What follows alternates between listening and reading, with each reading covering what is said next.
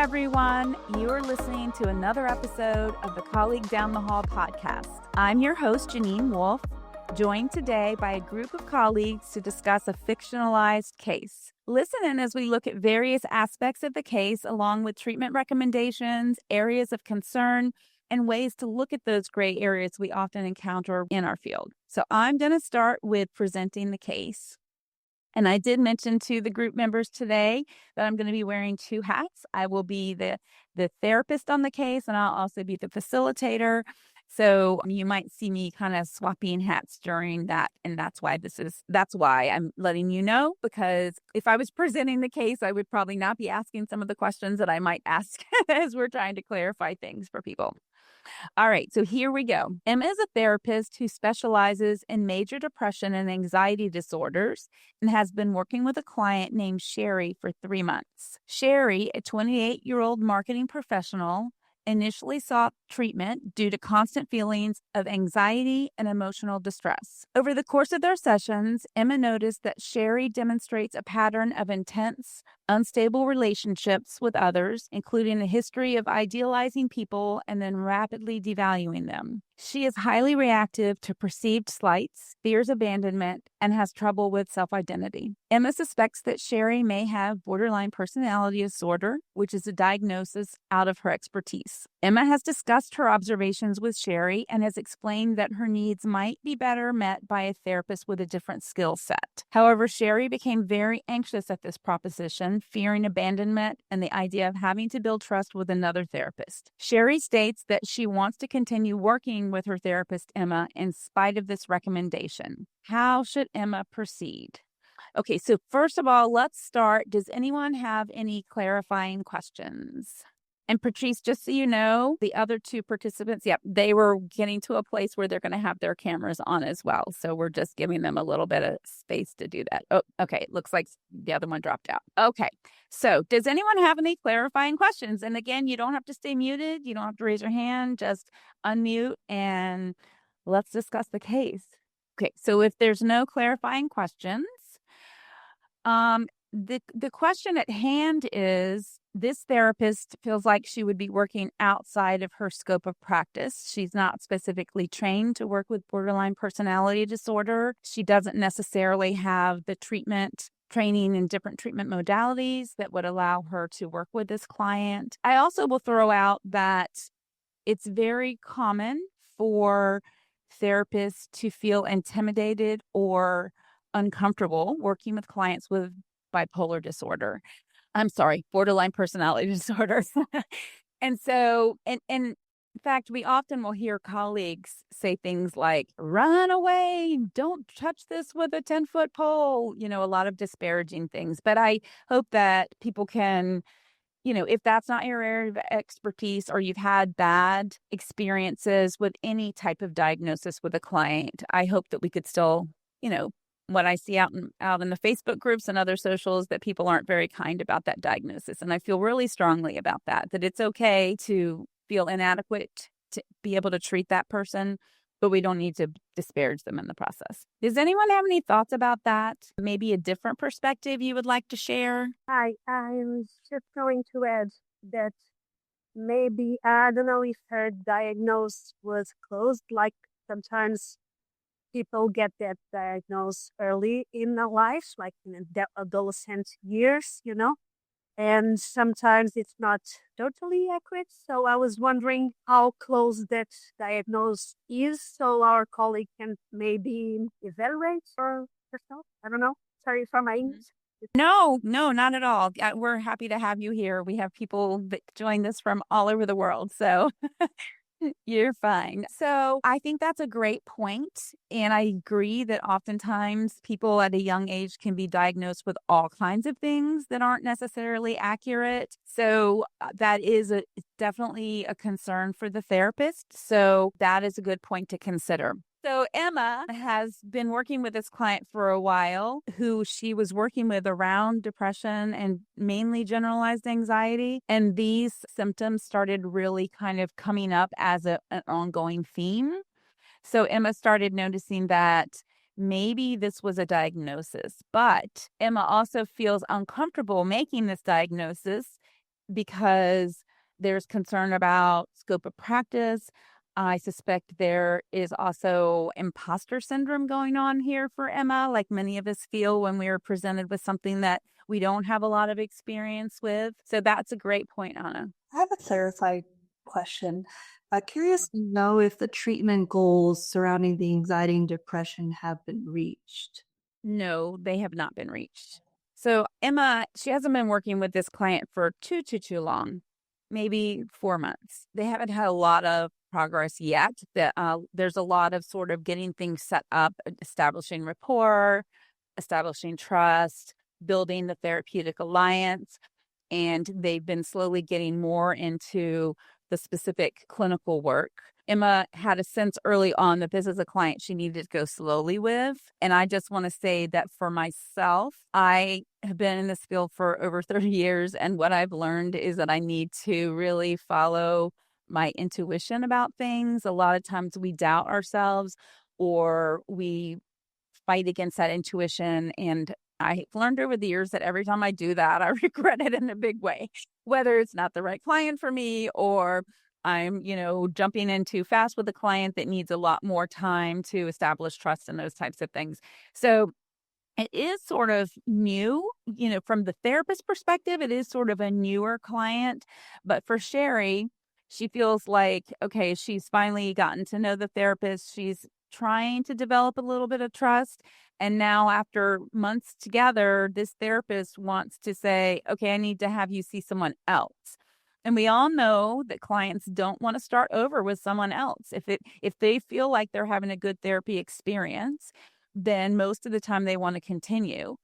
However, we also know that sometimes it's in the best interest of the client that we make that referral out. But that can be a hard thing to do as therapists because we care about the people we work with. We don't want to have that client feel abandoned or dismissed. So there's ways that we can help take care of that, as if she were to decide to refer out, then we could discuss options for how she might want to manage that to make it as easy as possible for the client. A couple of thoughts that come to mind. Curious if Emma would like to expand her clinical skills and consider getting trained. That's an option. Taking time to really go through the termination process, and perhaps if it's a group practice, for example, inviting the referring therapist in the session with Emma and her clients so that there's like a transition period where they can meet someone else, bringing up the issues that are coming up, the discomfort around transitioning, and utilizing that in talk therapy. So these are just some of the things that come to mind that they can discuss. I'm not trained. If you're willing, right, it has to be an agreement. If you're willing to continue with me, knowing that I'm going to take on this training, then we can continue and then reassess. And then they can, continue the work, like titrating, right? Addressing managing the anxiety and the depression to the extent that the therapist can with their skill set as they're getting more training, if they want to do that. Or perhaps referring the client to like a group setting in tandem with clinical as they titrate down sessions. Titrating the sessions, like if they were doing weekly to maybe bi-weekly and titrating down slowly.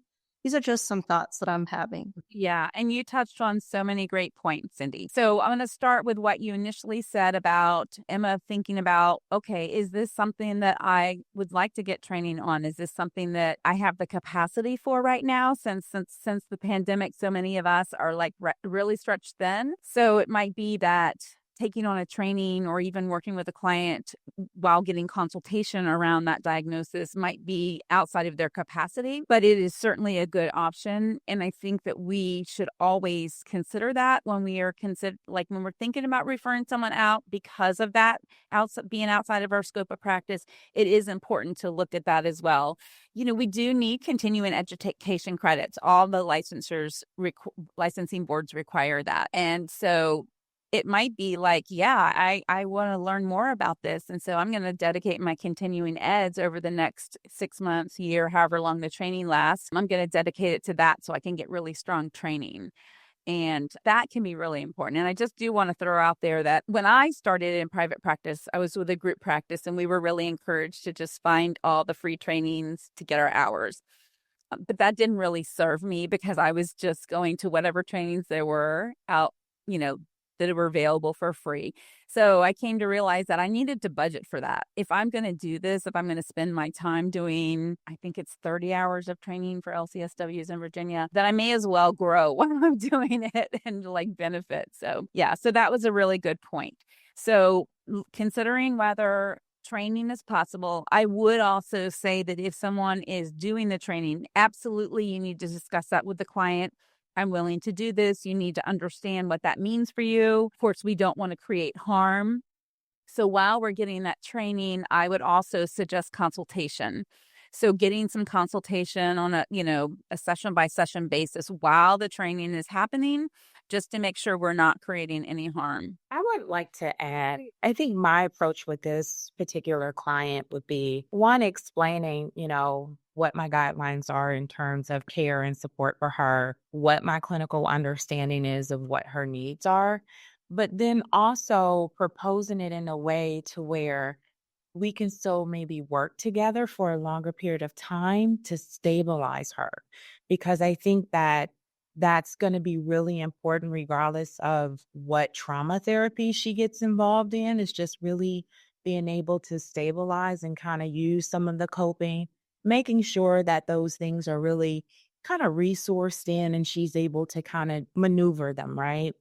And then talk about maybe like titrating her down or, Mhm. involving her maybe with another therapist that would be more equipped. So kind of trying to set up something to where it would be a little bit easier for her to transition if possible. And then just kind of work it that way, whether it's meeting with the therapist for like an intake while I'm still seeing the person, processing that through and just kind of, I don't know, maybe like wraparound support and then handing off in a way that really makes sense. So that's probably how I would work with the client, as well as seeking a specific training and maybe trying to find a supervisor that really specializes in like working with individuals with that disorder, just so that I can get kind of like more intensive support in that supervision. So that's probably what I would do to work with this particular client. Yeah, I love all of that, Patrice. I tend to call that the warm handoff, where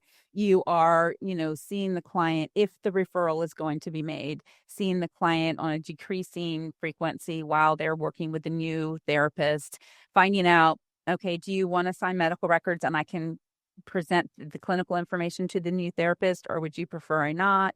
Giving them some autonomy in this about what their choices are. And I love the idea of using that time to really help establish some resource. What are some techniques that can really help with regulating her nervous system? Maybe some things that can bring more insight into her day-to-day functioning. So yeah, those are great suggestions. And the reason why I said, probably keep the client for a period of time, and I know that this practitioner has been working with the individual for about 4 months, but I work with this population quite a bit because I work in crisis, and it is so disruptive to them. A lot of them say, I've been dropped or I've been dumped by my Yeah. therapist. Those are usually the common words that, individuals that struggle with borderline personality use. And so it makes me feel so bad that this is kind of how they're feeling. And like, okay, this is my fifth therapist of the year. Yeah. And so really trying to build up some of their attachment and some of that trust would be really important, even though from a long-term clinical perspective that they need a higher level of care, maybe a specialized level of care, but really trying to maintain that as long as possible, I think is really going to be the core of their treatment.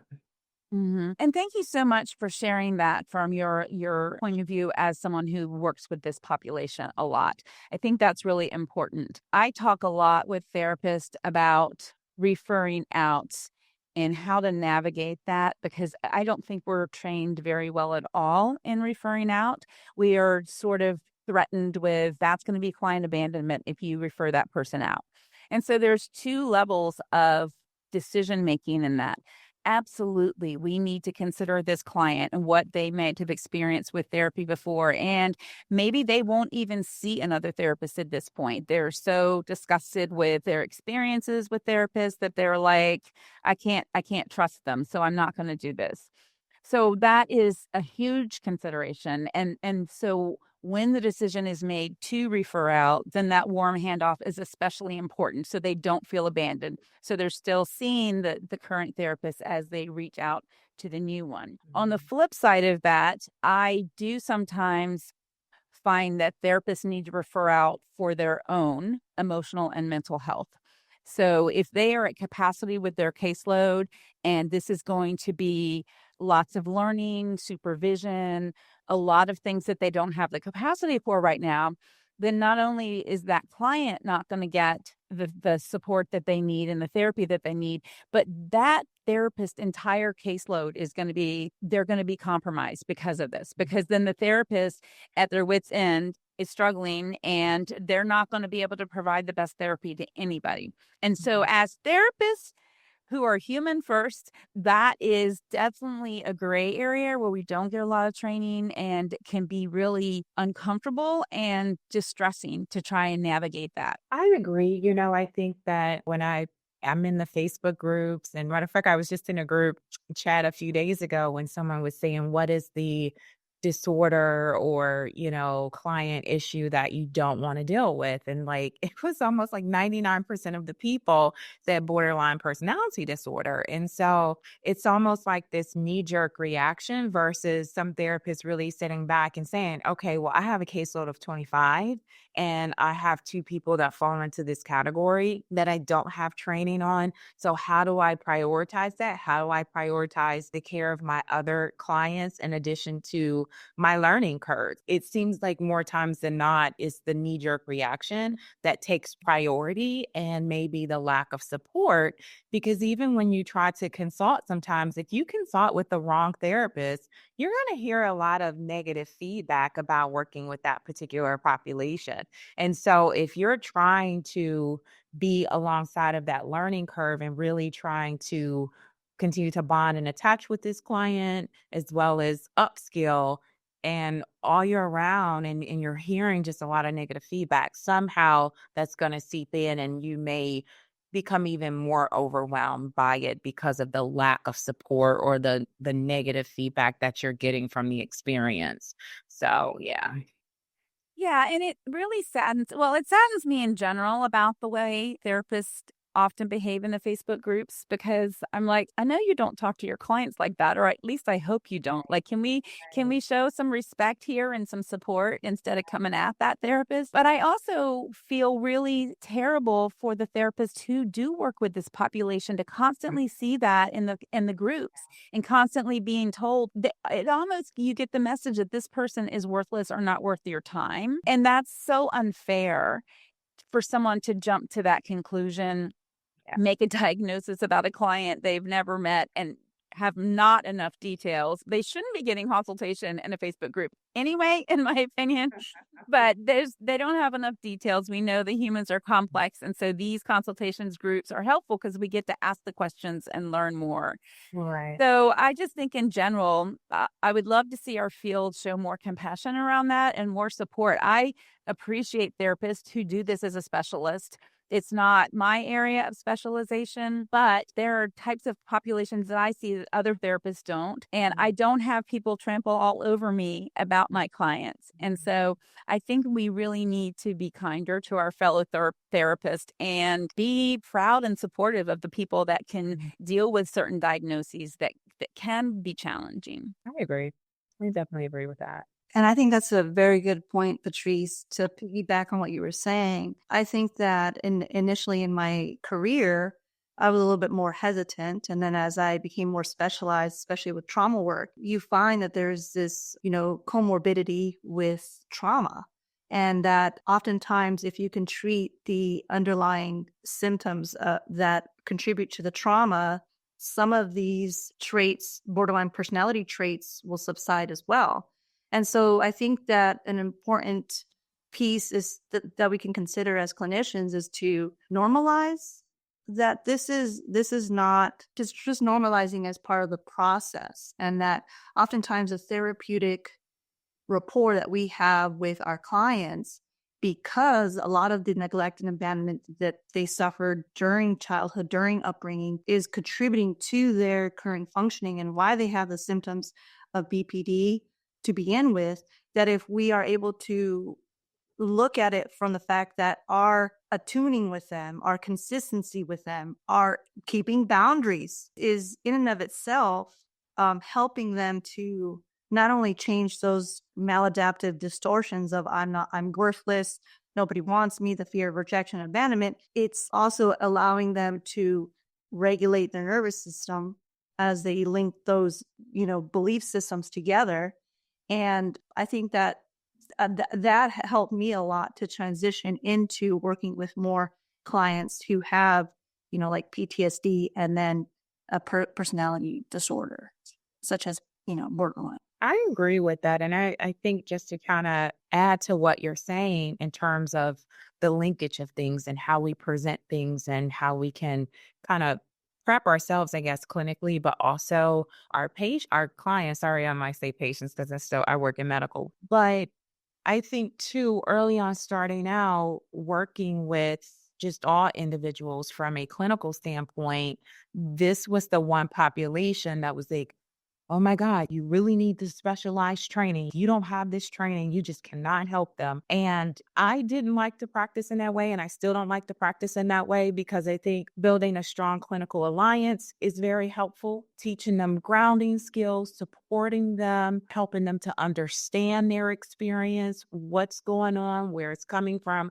All of those things are just as important as processing through the trauma. And so I think also too, if we change the narrative that you have to go through 5 different trainings or, a 2-year-long training, to be able to help this individual or these individuals, that really hinders what we can do. And in fact, there's so many different, I don't want to say subtypes, but borderline personality shows up in so many different ways.